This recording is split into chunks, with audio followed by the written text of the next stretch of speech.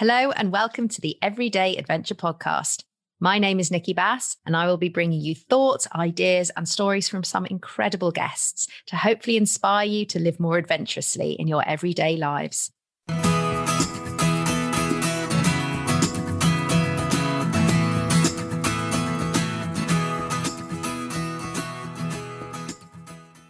So today I am absolutely thrilled to be welcoming back one of my former guests and a very illustrious former guest. So those of you who have followed this podcast for a while will know that in January 2021, I spoke to an amazing woman called Preet Chandi, who just got back from a trip to Greenland, a rather eventful trip to Greenland, if I remember correctly, and was planning to conduct a solo trip to the South Pole. And we're now a year onwards, so just it's probably 14 months on from that time. And I'm absolutely thrilled that Preet has come back on the show to talk about her incredibly successful trip, 700 miles solo in 40 days to reach the South Pole, which even as I'm saying it, still blows my mind. It is just such an amazing achievement. And I'm so excited that Preet has agreed to come back on the show and sort of fill in. I think we talked about it at the time, didn't we? We said, right, you've got to come back on the podcast once you've done it. And here she is. And given the whirlwind that she's been on in terms of school talks and everything since she's got back, I'm really, really grateful that Preet is here. So Preet, thank you so much for agreeing to join me. It's so wonderful to have you here.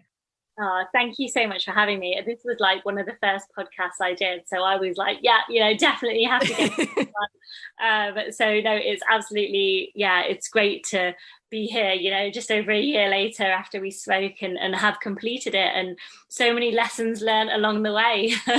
Gosh, I can only imagine. I was just saying before we came on air, it's like I'm still sat here in my front study with the same microphone and headphones probably. I was like, it doesn't seem that long. And then when you reflect back on everything that you've achieved, everything that's happened in the last year, I mean, it's immense. I mean, I'm just wondering when you do think about, I guess, that period of time and where you were this time, sort of last January, what are some of the defining moments that sort of stick out for you, even before you sort of made it to the ice and got going? What are the sort of the key things along that way that you sort of think, oh, okay, that's really shaped it? I mean, to be honest, last year was hard. It was really hard. And I think it was the fact that I kept going throughout those times. So I was emailing companies 10 to 15 every day. Most companies wouldn't respond. It's COVID as well, as part of my unit. So my work, I was on notice to move, and then I started vaccinating. I was doing my master's part-time, trying to buy a house as well. And I remember there were points I was just so stressed and I was like, I literally cannot cope. And when you're just so on edge, and if there's anything, I remember getting a car fine just before I left, and I was like, that's it, it's going to throw me over the edge. It was tough, honestly. There were points I remember just sitting in my partner's kitchen, just being so overwhelmed, and just thinking, this is so hard, like I don't know if I can do all of this stuff. And then we'd break it down and be like, okay, what do I need to do? Okay, I need to get through my next exam, then I need to get somewhere to train. So I was constantly checking travel regulations and stuff. How much money do I have left to enable me to get these places? And it was tough. I think Greenland, which we spoke about before, that was quite a defining trip for me. I think I learned so much from that. It was, technically a failure. I didn't meet the aim, which was to cross Greenland, and I didn't cross Greenland. We were extracted from the ice, but I'm glad, if I look back, I'm glad it went that way. I learned so much from that trip. And I remember when I was in Antarctica, I would think to myself, well, at least you're not stuck in a storm in the tent for 6 days, as I was in Greenland. And it was tough in so many different ways. And I think we can relate that, all those tough moments I had. People often ask if I ever thought I would give up in those 40 days in Antarctica. And honestly, no, it took me 2.5 years to get to that start point. And that was tough, having this idea, trying to get people on board. And, there was a lot of disinterest at the start. That's just the reality of it. And it's great to have so many more people on board now. But, when we have these ideas, people, I had a load of different things said to me, you don't look like a polar explorer, you don't have enough experience, it's not the right time. And if we start with that first comment, what does any profession look like? What does an engineer or a teacher look like? What does a pilot look like? What does a polar explorer look like? I think that can be, you can start from any point, and that was part of me wanting to do this as well, to show that it doesn't matter where you're from, where your start point is. It doesn't matter that I didn't grow up learning about polar explorers or know anything about Shackleton. It's okay to start from a different point, and you don't have to come from that world. I didn't have enough experience. At one point that was true, but what do we do when we don't have enough experience? We learn, we start somewhere. I don't necessarily see that as a negative thing.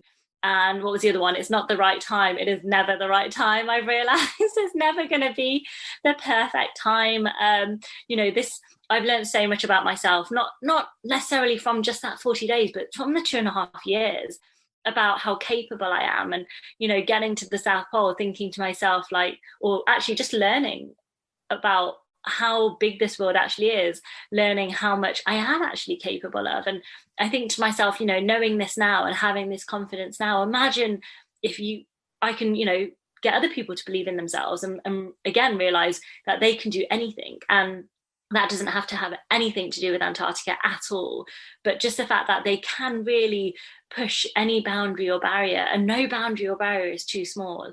People often say to me, oh, I did this, but it's nowhere near as big. It was a lot of little steps to get me there. It 100% was. So, I don't think any boundary or barrier should be underestimated. And when people ask me who I'm inspired by people that are taking those steps. The person who has never ran before and goes out to do a 5K, that's incredible. How hard it is to get and do that when it's not your world. I've always had a sporty background, but for example, my mum, wasn't very outdoorsy at all. And for her to just start doing regular walking outside, or I took her to the Peak District not long ago, and there are barriers for her. And I think it's really incredible and really inspiring for me to see when people do push those barriers, and it's just really powerful, I think.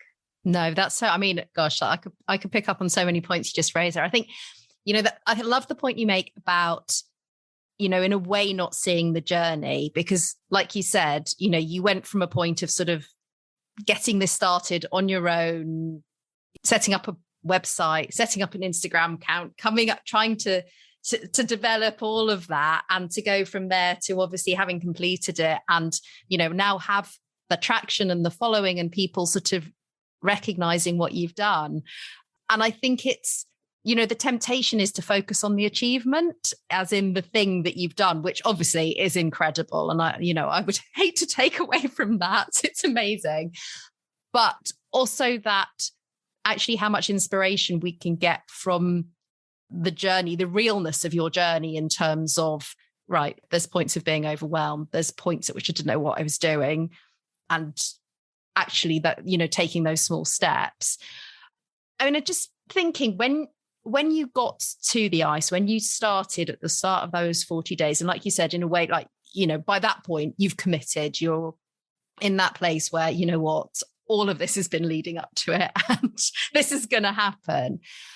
I was just wondering, there must have been a moment when you thought, this isn't really real. This is,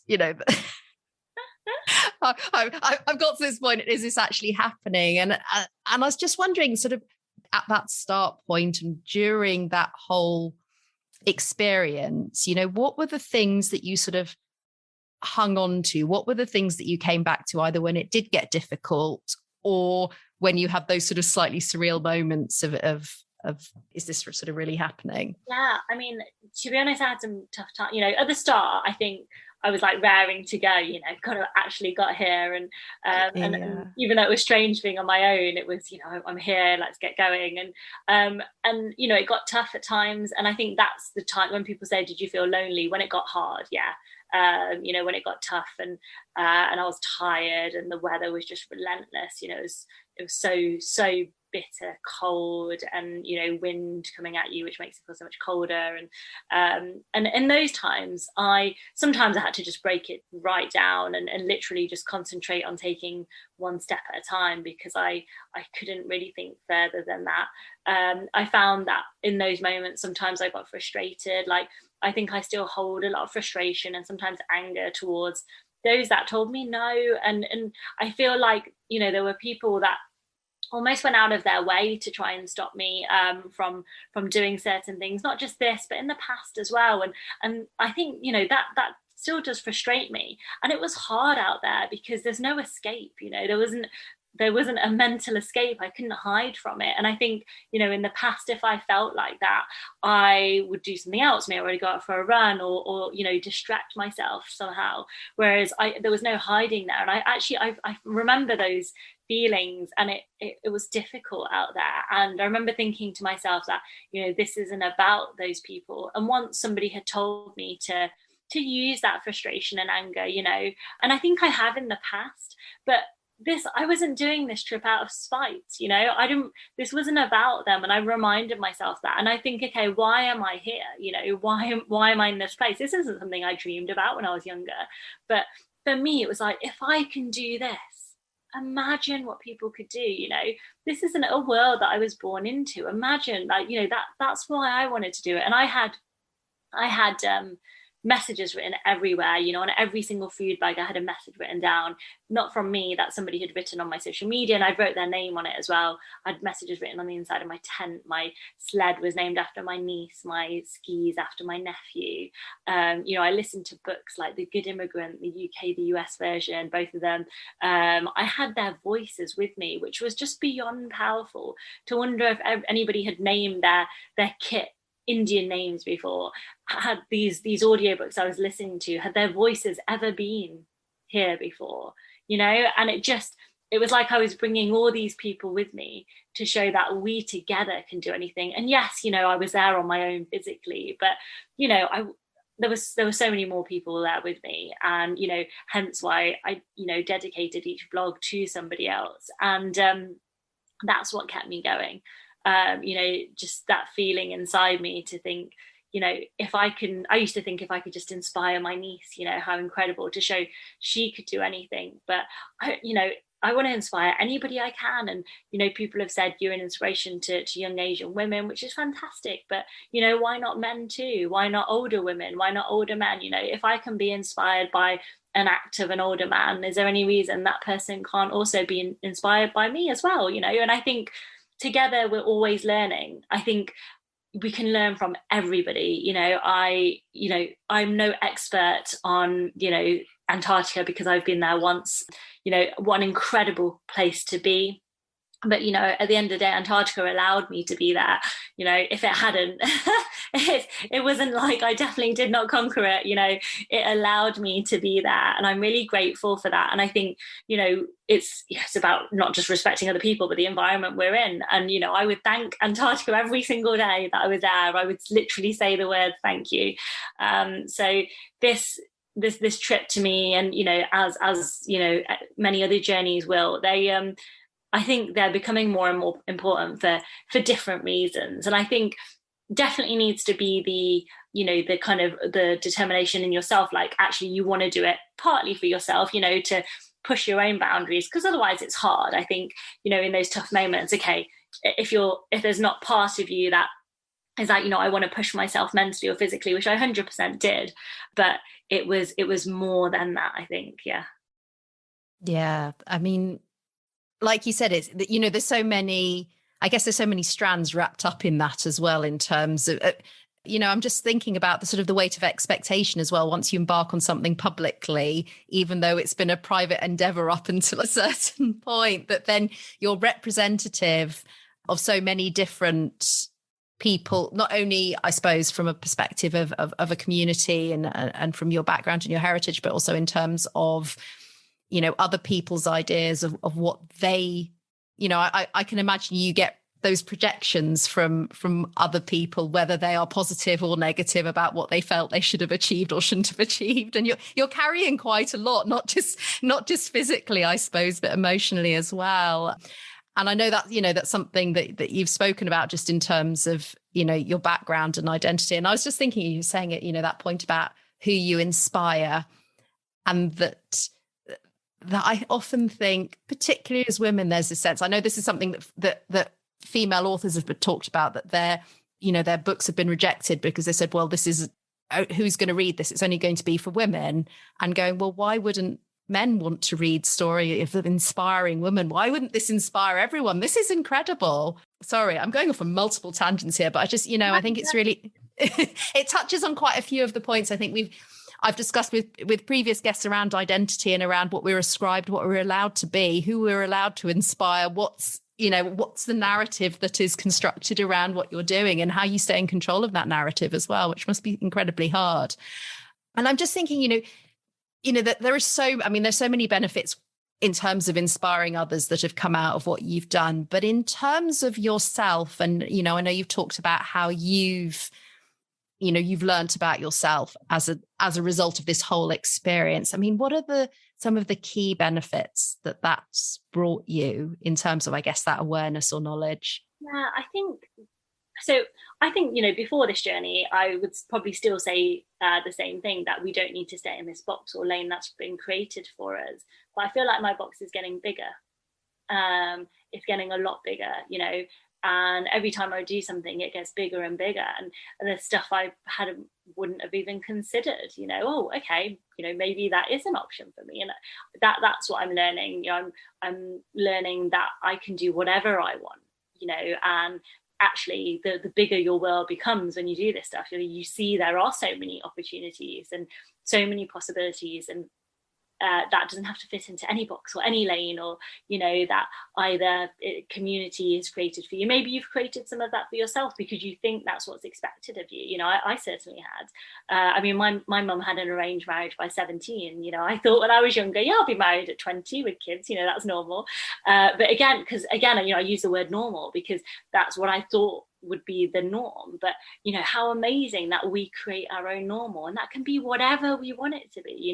The fact that I've gone to the South Pole is now the norm for me. It's an incredible journey, it really is. But the point I'm at now, I feel like I can be very, very honest, a lot more honest at least, and real about my experiences. When I was younger, it was very much, you're supposed to say the right thing and come off a certain way, and kind of like agreeable, never be too controversial, and always smile, and whereas now I'm like, well, actually, I think one of the biggest things I've realized is if you're feeling a certain way, there are definitely others that feel that way as well.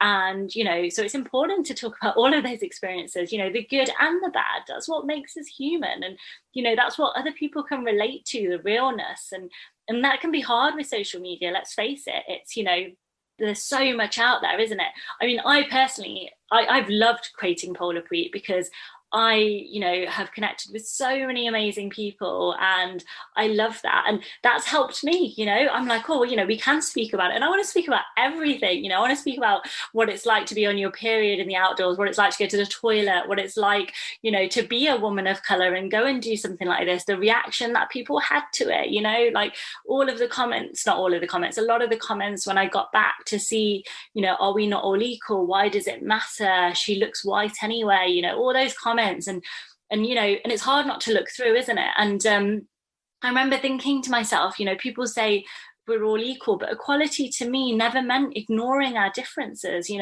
I'm called an army officer, that's a difference. I'm called British, that's a difference. And the color of my skin is something that I wasn't always proud of, and it is a huge part of who I am, as is everything else. It's not that one thing that defines me, but as are all these other things. So let's be proud of that. Let's embrace that. When I go and talk to schools, I say, if you look at the person next to you, we are all different and all unique in our own way. And how amazing is that? Let's embrace those differences that we have with each other.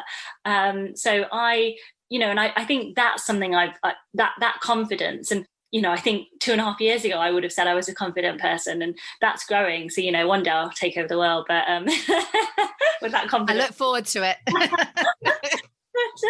So I think that has grown. And, when I've gone to schools, I've on a few occasions had a few students come up to me and just, and those comments are so powerful, to say, oh, the fact that you can do it makes me feel like I can do it. And I've heard that a lot. And it just, and it's like, yes, you can. Like, whatever it is you want to do, you 100% can. So I think, yeah, I've kind of answered the question. I will go around in a bit of a tangent there. No, it's perfect. And I think, it's a sort of an open-ended question as well, to be honest, because I think that, like you said, there's that point about being confident in yourself. And obviously you had to be pretty confident to take on something like this and believe that it was possible. I mean, I think that takes a level of confidence that a lot of people, can only dream of in lots of ways, that actually, aspire to.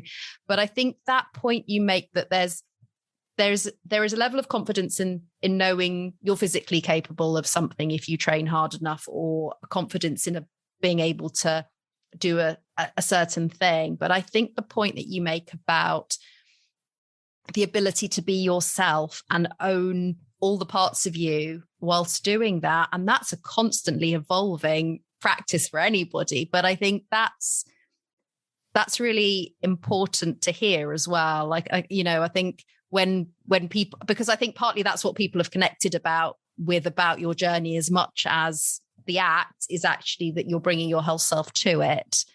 But I can imagine that there might be time, like you're saying about comments and things like that, and the double-edged sword that is social media, which it's hard. I think, what was interesting to me, it was almost, I found that some people felt offended by it. And I think that was the part I didn't understand, because this term isn't to offend anyone. This is how I identify personally. So it's a personal thing to me. And I think, however anybody wants to identify, let's respect that, and I can't relate to how somebody else wants to identify, but you don't have to relate personally to it to respect it.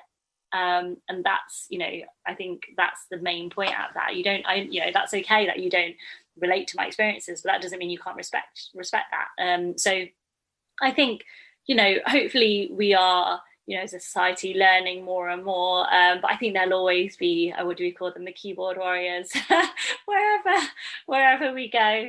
So I think it's hard, isn't it, to say don't read everything, don't read into everything. But I think when I got back, it was, I was suddenly online, and that was kind of a lot at once, coming into everything. But yeah, loads of learning along the way, and I'm still learning, and I'll continue to learn, hopefully, and I think that's quite incredible to think, we've got so much to learn in this amazing world. No, absolutely. And probably the perfect point at which to ask you to talk about what's next, because I know this isn't a sort of the end of a journey, but really just the beginning of the next step, really. So I just wondered if you wanted to share what's coming up next and your plans going forward. Of course. Well, when I decided I wanted to go to Antarctica, I decided I wanted to do a crossing of the landmass, which is over 1,000 miles. I love my ambition there, as I was still relatively new to knowing about what you could do there. I applied to Antarctic Logistics and Expeditions, who basically were my logistical and medical support out there. They're amazing. They declined my application, I think it was early last year, actually, they declined it. And I remember feeling a little bit deflated for kind of 5-10 minutes, as you do when you get any kind of rejection. And then I thought to myself, okay, well, what can I do to get the experience? So then I created phase 1, and that's what I just completed, the 700 miles to the South Pole, which hopefully gave me enough experience to go and do phase 2. So phase 2 is what my original plan was, to do the crossing. So a little bit longer than what I did. So a couple of 100 miles extra. My sled will be a lot heavier because I'll have all of that extra kit and equipment, so still unsupported. And when I first thought about this, it was this huge thing, and it still is. But like with anything, I'm a little bit closer now to that, because I've done phase 1. It's brought me a little bit closer to that. So I am currently in the process of finding funding and again, getting people on board. I want to bring as many people as possible on this trip with me, and I've got more days, which means I can dedicate more blogs to people as well. So yeah, I'm excited. Yeah. Gosh, as I said, most people probably would have completed what you'd done and gone, right, I might go to bed for the year or just, go and have a bit of a well-earned rest. But I think actually, I remember when we spoke and I think you were talking about doing the crossing then. And I love the fact that it's lodged in your mind as this is a phase and this is the next step. And how do I continue to push those boundaries and challenge things? And given everything you said about, the challenges leading up to the expedition as well, I mean, hopefully people listening to this will be, fully on board and supporting. And if anyone's out there and wants to help support Preet, please do. But yeah, I can imagine that it'll probably have a very different feel to it doing it this time around, given your previous experience. I think so. And, all of this is, this has been training as well. And, it's prep for this expedition, as everything, else I've done, as whatever I do next, I think it all kind of helps. So I think it will. And I feel like I guess I've not really stopped training. I'm just, that was a big training trip I just did.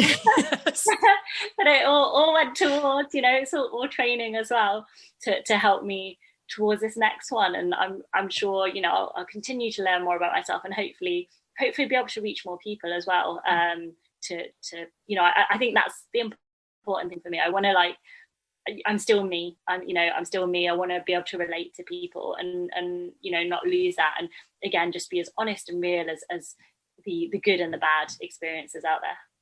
Yeah, definitely. And I know that you've been, since getting back, been on a bit of a whirlwind tour, speaking to lots of different schools and children. I think, did you say 5,000 children you've spoken to? Wow. I guess, moving on from, the question that I usually ask, which is, what advice would you give someone who's looking to get started on their next adventure? Based on your experiences of speaking to all of the children that you've spoken to and the things that they've come back to you with, the questions you've been asked, I mean, what are the things that you found that they've most connected with about your experience, about your journey?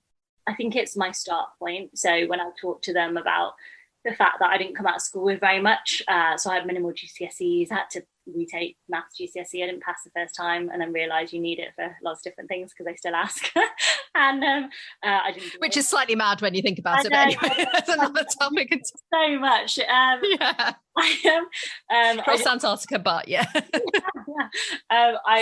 I didn't do A-levels. I did an access course to go into my course. The fact that I didn't tell my family when I joined the Army Reserves. I didn't invite anyone to my commissioning parade when I became an officer. It wasn't until I joined the regulars that I did. And I think those stories, the fact that the first time I properly went camping, I was 19 and that was on an army weekend. The fact that I was the person at the back of the field, not knowing where I was, never wanting to be the person at the front because I just didn't know where I was. And, relating that to the people who don't necessarily want to put their hands up in class or want to be the people that come out the front. And, I was the same as well. And I think they relate to that part, that actually, the journey there, wasn't something that I, knew anything about or was born into a community that knew about that. It was a different world for me. And I think that was the thing, because what I'm trying to get across is whatever it is you want to do, even if you don't know much about that, whether it is picking a different subject at school, whether it is going into a different profession, whether it is, doing something that's out of your comfort zone, whatever that is, you can take steps towards that and you can do it, even if you don't know anything about it, and I think that's the things that they've related to, that actually, where I started from and the why did I want to do this? Because I thought, how amazing would it be to show that we can start from anywhere, no matter, even if we start on Google, which I did, which I love now, whereas at the time I was a bit embarrassed that I didn't know anything about Shackleton. I thought, everyone keeps asking me, it was the first question people asked. And I'd even written on my website, inspired by Shackleton, Amundsen and Scott, because I'd read it somewhere else. And I thought, again, and then I took it out. I was like, why am I still trying to fit this narrative and fit this mold where that's not my story? And that's okay. It's okay to not fit the story that everybody else fits. So then I took it out and I was honest and wrote, I was inspired by the want to do something different, to do something that pushed my boundaries too. So and just that it's hard because a lot of them, people still will be told no. They will still be told that they can't do things. And it's hard to believe you can when you're told you can't. But I'm still told I can't. And now when people tell me that I can't do something, I think, well, how do you know what I'm capable of? Because I'm still learning what I'm capable of. So how would you know? So it's just that they really can do anything. And we, like that goes to anybody, we can do anything. So I think that's what I really want to get across. I was just thinking how powerful it is for children to hear that point about writing your own story, about that it might not fit what other people think of when they think of a particular event or action or achievement or anything, but that doesn't take away, that doesn't detract from your possibility.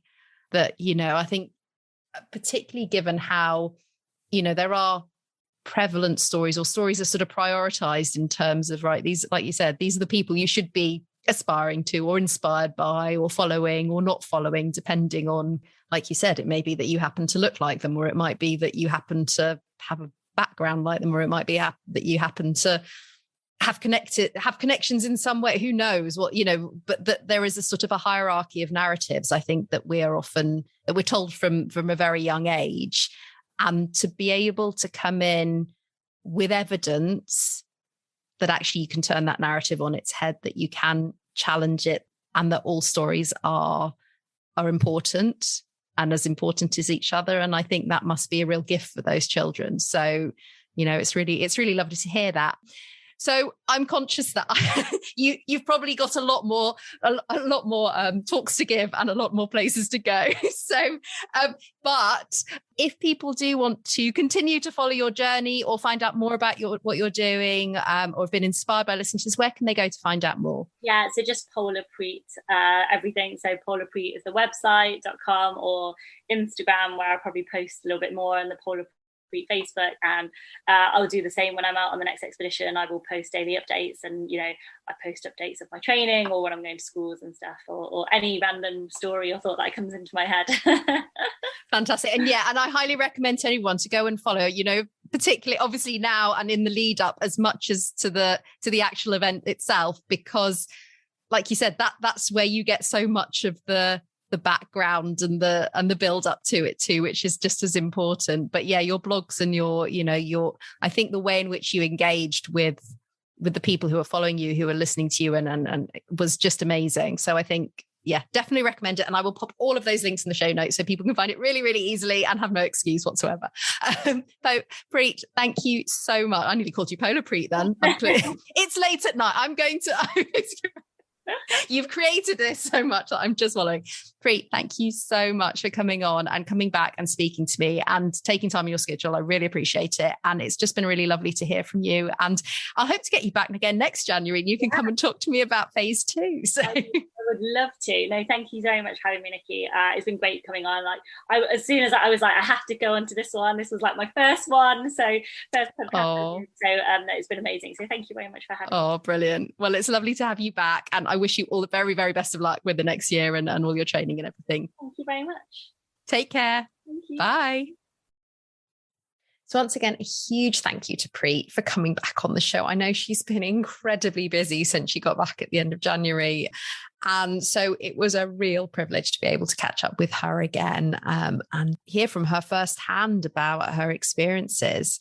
I'm going to keep the summary pretty short this week because I think we covered so much ground in that conversation. But what I'd like to leave you with this week is really to take some inspiration from what Preet has done, and really that point about writing your own story, because I certainly know from my own experience there can be a tendency to undervalue our story, or to think, well, it's not as good as that person's, or it's not as interesting or exciting. And I think there's something very powerful in owning what is yours, reflecting back on all the things we've done that have got us to where we are, looking at where we would like to get to. And that doesn't have to be a huge adventure, but I think that tendency to not see our story as being as worthy as other people's, or as exciting or valuable, is something that impacts on so many of us. So I suppose my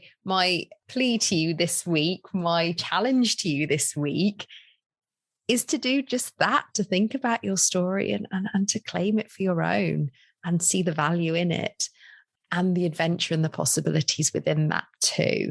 Anyway, I'd love to know what you think. Like I said, I will keep it short this week. I'd love to know what you think, whether you enjoyed the episode, any of your thoughts on any of the points raised. So please do reach out and get in touch. You can find me on Instagram, Resilience at Work or Everyday Adventure Pod. You can find me on Facebook, Resilience at Work or the Everyday Adventure Club. Or you can contact me via my website, resiliencework.co.uk, or find me on LinkedIn, Nicki Bass, and I would love to connect. Other than that, I will be back again next week. I've got another incredible guest lined up for you. Actually, I can't wait to share. But in the meantime, have a wonderful rest of your week. Enjoy the weekend, or whenever you're listening to this. Look forward to catching up with you again really soon. Take care. Bye.